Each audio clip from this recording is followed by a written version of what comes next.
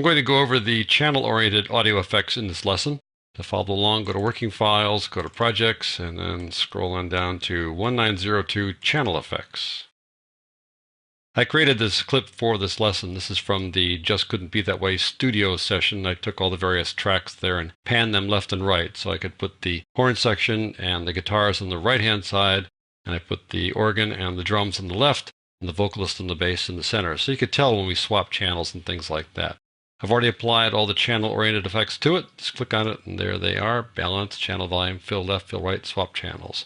One little interesting tidbit, when you apply audio effects, the panner, which is a fixed effect, is always the last one. It's always the one on the bottom. Even though fixed effects for video effects are always put up on top here, this is the one that's applied last. So whatever you do up here, this guy is for sure going to do it in this order. I can't take this one and move it around if I want to. It's always going to be down there in the bottom.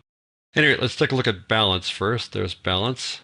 Click on it, and you see that balance looks like this. Negative 100, positive 100.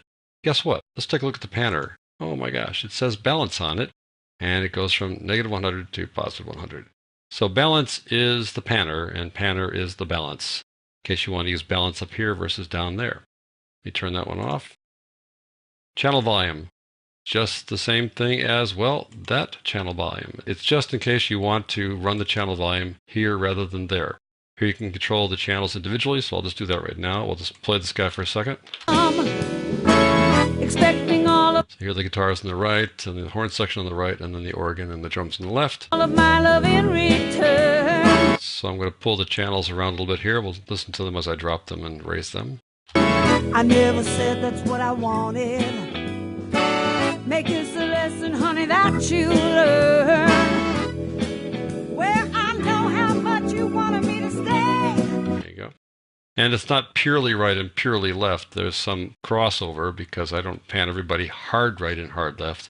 That's why you hear a little bit of the guitars on the left-hand side, a little bit of the organ on the right-hand side, but it's mainly organ on the left side and mainly guitars and horn section on the right. All right, turn that one off. Go to fill left and fill right. Now this is the kind of confusing thing. Fill left means fill the right side with the left side. Let me just play this for a second, and then I'll turn that on. I never said that's what I wanted. So we're going to fill the right side with the left. So the right side is the horn section of guitars, and they're just going to go away basically here. Where I know how much you wanted me to stay. You still hear some of the horn section, and you still hear some of the guitars, but the organ is now dominating it because it's on the left-hand side. But it just couldn't be There you go. Now we're going to fill the left with the right. So we're filling the left with the right, which means you're going to hear more guitar and more horn section. that way. I just wanted someone to talk to, someone to hold me tight. There you go. Hear the guitar there pretty prominently. So for swap channels, you're going to suddenly hear the organ and the drums on the right, and you're going to hear the horn section and the guitars on the left. I said that's what I wanted. Make this a lesson, honey, that you learn. Where I know. There you go, swapping them back and forth. So those are the channel-oriented effects. They're fairly straightforward, and there is some duplication, balance being the same as panner, and channel volume being the same as, you guessed it, channel volume.